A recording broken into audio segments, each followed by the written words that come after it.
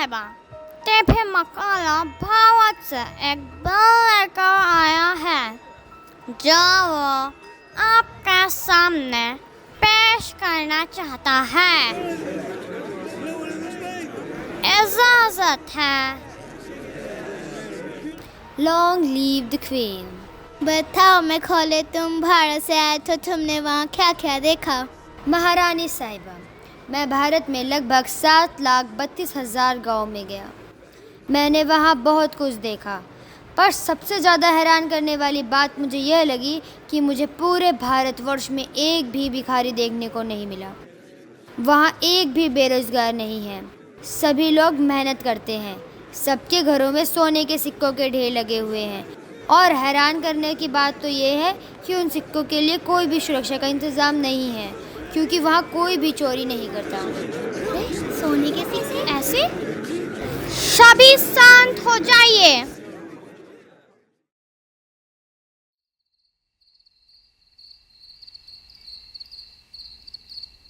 आगे बताइए मकाला साहब।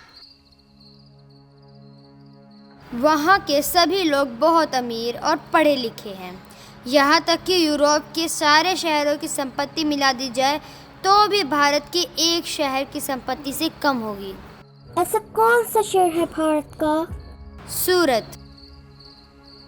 वह इतने अमीर कैसे हैं मैं खोले? उनके पास हर काम का उत्तम ज्ञान है।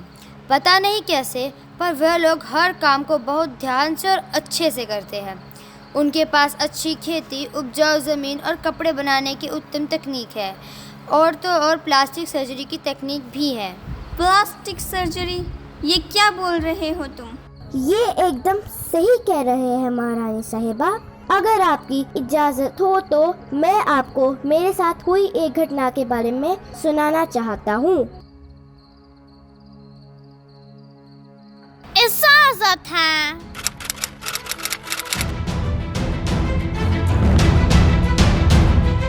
कर्नल कूट, तुमने नियमों का उल्लंघन किया है।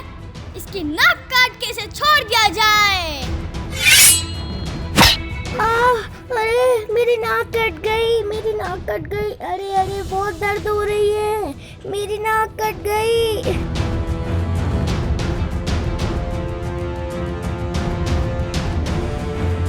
अरे क्या हुआ तुम्हें? तुम मेरे साथ आओ, मैं तुम्हारा इलाज करूँगा।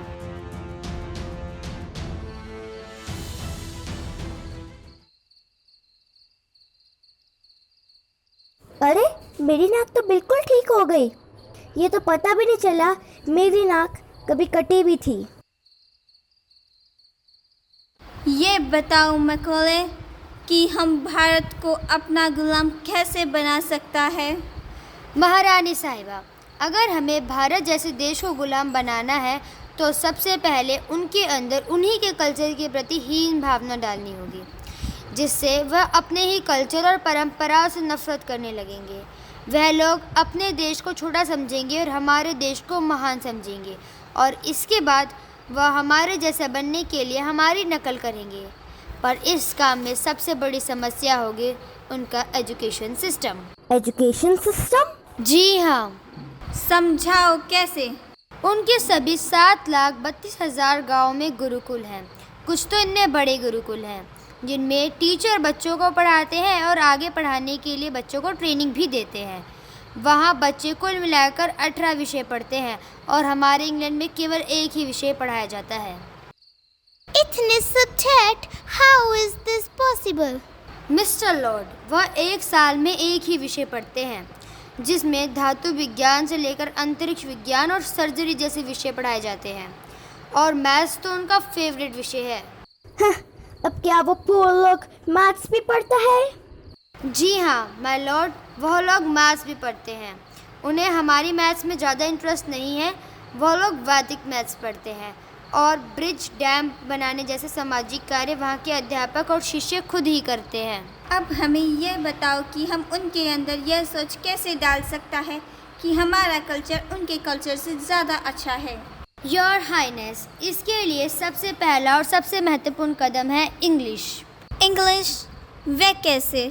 हमें उनके अंदर ये सोच डालनी होगी कि इंग्लिश ही सबसे अच्छी भाषा है, कि जिसे इंग्लिश बोलनी आती है वही सबसे ज्ञानी है।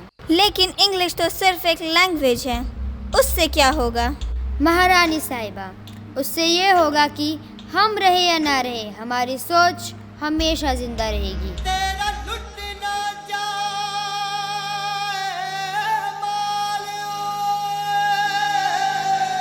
गोरे अंग्रेज तो चले जाएंगे पर काले अंग्रेज हमेशा रहेंगे।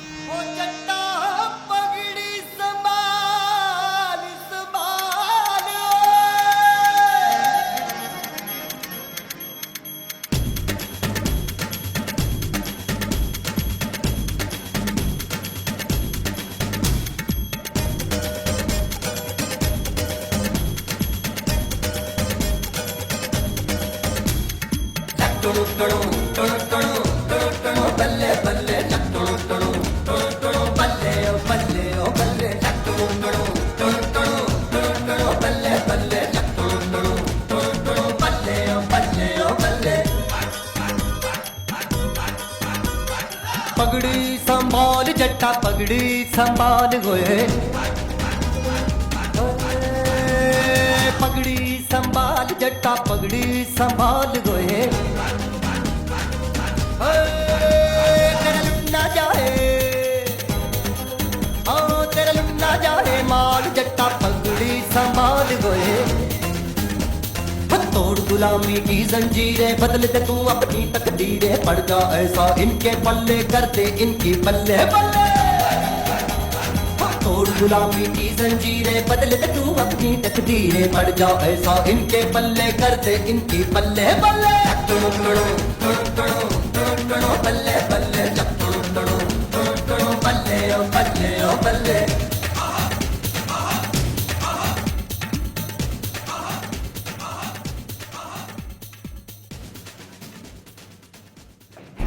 आज हमारी बैसाखी का दिन है, लेकिन पूरा पंजाब बैसाखी नहीं मनाएगा। हम सब बैसाखी नहीं मनाएंगे।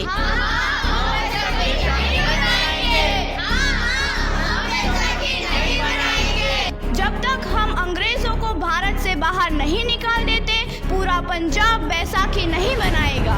अच्छा, तो तुम सब हमारा विरोध करता है, भाग जाओ यहाँ से, इसका अंजाम बहुत ही बुरा होगा।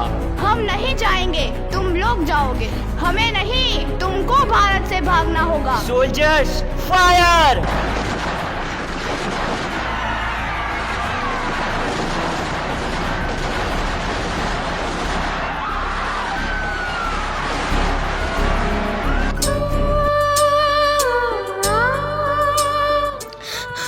ये ज़मीन हमारी, ये धरती हमारी, ये खेत हमारे। अभी थोड़ी देर पहले हमारी ये फसलें लहरा रही थी, पर इन अंग्रेज़ों ने हमारी फसलें बर्बाद कर दी। इन अंग्रेज़ों ने एक ही झटके में इन सब फसलों को काट दिया। अंग्रेज़ों, तुम्हारे इस अत्याचार से हम डरेंगे नहीं। इस अत्याचार का बदला लेकर रहेंगे, हम आज़ादी लेकर रहेंगे।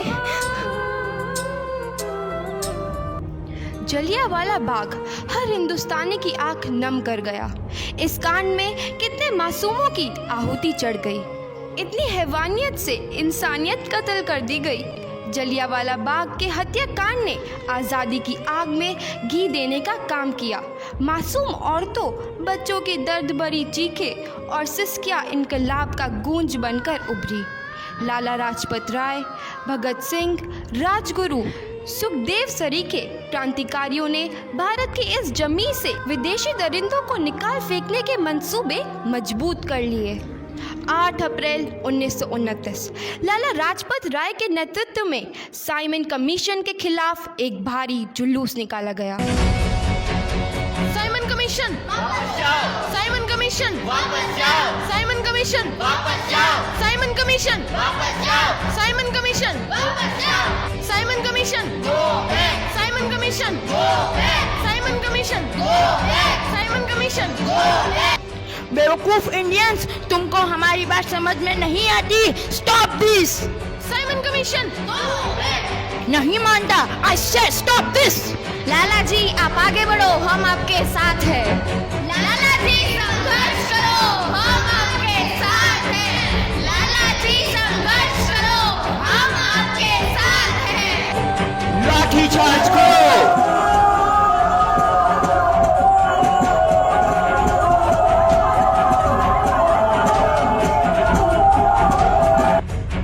अरे लाला जी को तो बहुत गहरी चोट लगी है, उनका सर फट गया है।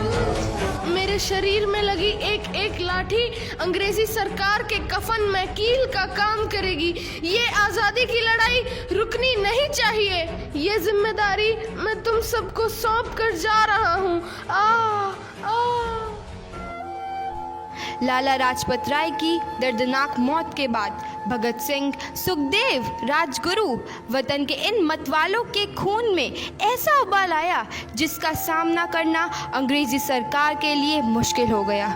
अंग्रेज़ों को करारा जवाब देने के लिए स्कॉट और सैंडर्स को मारने की रूपरेखा रची गई।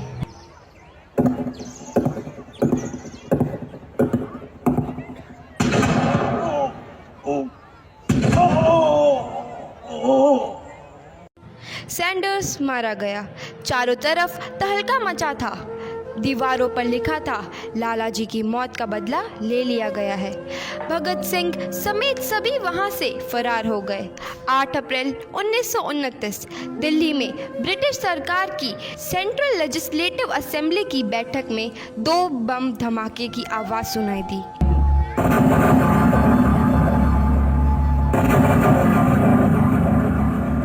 धमाकों ने अंग्रेजी हुकूमत को हिलाकर रख दिया।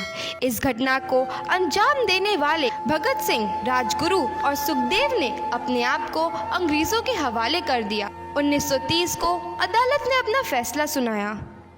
मुलजिम भगत सिंह, मुलजिम राजगुरु, मुलजिम सुखदेव को दफ़ा 121 और दफ़ा 302 के तहत ये अदालत तीनों को मुजरिम करार देती है और इस गुस्ताखी के लिए ये अदालत इन तीनों को सजाए मौत की सज़ा सुनाती है। सरफरोशी की तमन्ना अब हमारे दिल में है, देखना है जोर कितना बाजुए कातिल में है। भगत सिंह, पंत किशन सिंह, ਤੁਹਾਡੇ ਮੁਲਾਕਾਤੀ ਆਏ ਨੇ।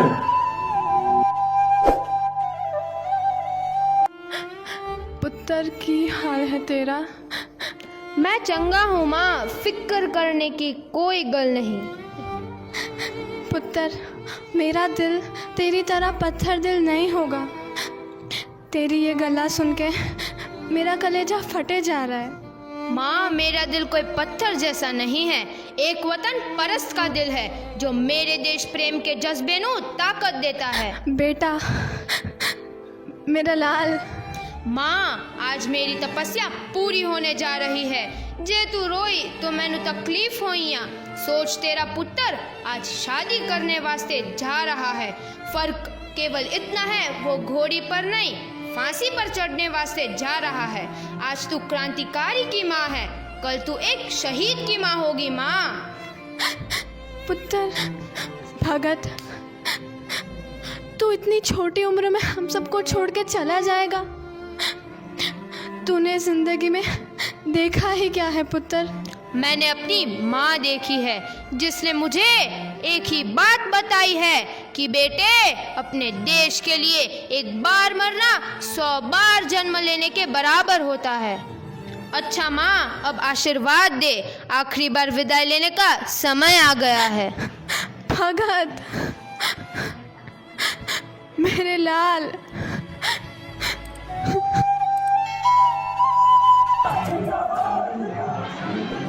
भगत सिंह, तुम्हारी कोई आखिरी ख्वाहिश?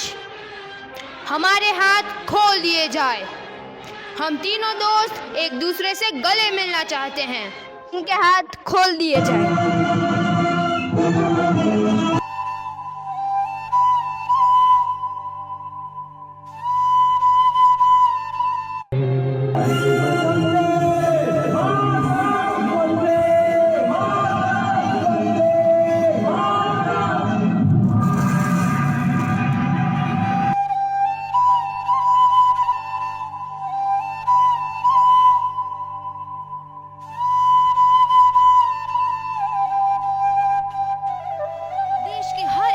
नौजवान के मन में आज़ादी की नई उमंग हिलोरे लेने लगी। अंग्रेज़ों भारत छोड़ो का नारा जोर पकड़ रहा था। सबने एक आज़ाद भारत का सपना देखना आरंभ कर दिया था। हर कोई अपने अपने ढंग से इस महायज्ञ में अपनी आहुति दे रहा था। सुभाष चंद्र बोस, रानी लक्ष्मीबाई, तात्या टोपे और मंगल पांडे जैसे शहीदों की कुर्बानी रंग लाई। 15 अगस्त 1947 को भारत आज़ाद हुआ।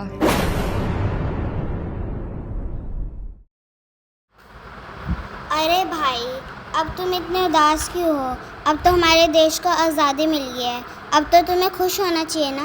अरे भाई, देश तो आज़ाद हो गया है, मगर चारों तरफ पाप ही पाप देखकर आदमी आदमी को ही मार रहा है। ये सब देखकर मेरे मन को शांति नहीं मिल रही।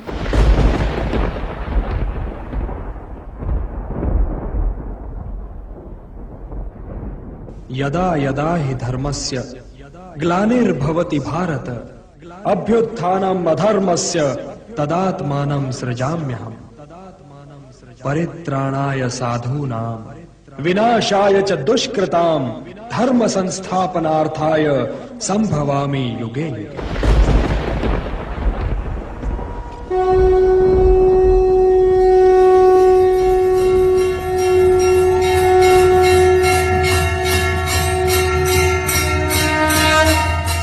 मैं प्रकट होता हूं, मैं आता हूं। जब जब धर्म की हानि होती है तब तब मैं आता हूं। जब जब अधर्म बढ़ता है तब तब मैं आता हूं। सज्जन लोगों की रक्षा के लिए मैं आता हूं। दुष्टों का विनाश करने के लिए मैं आता हूं। धर्म की स्थापना के लिए मैं आता हूं और युग युग में जन्म लेता हूं। ना हिंदू बुरा है, ना मुसलमान बुरा है, करता जो बुरे काम वो इंसान बुरा है, वो इंसान बुरा है, वो इंसान बुरा है, वो इंसान। और इसी विचार को लेकर के आज हम चल रहे हैं कि देश को सद्भावना की आवश्यकता है। अगर परिवार में सद्भावना नहीं है, भाई भाई के अंदर सद्भावना नहीं है, तो क्या होगा? जैसे पांडव थे और कौरव थे, जैसे युधिष्ठिर थे और दुर्योधन था, दोनों में सद्भावना नहीं थी। और सद्भावना ना होने के कारण क्या हुआ? महाभारत।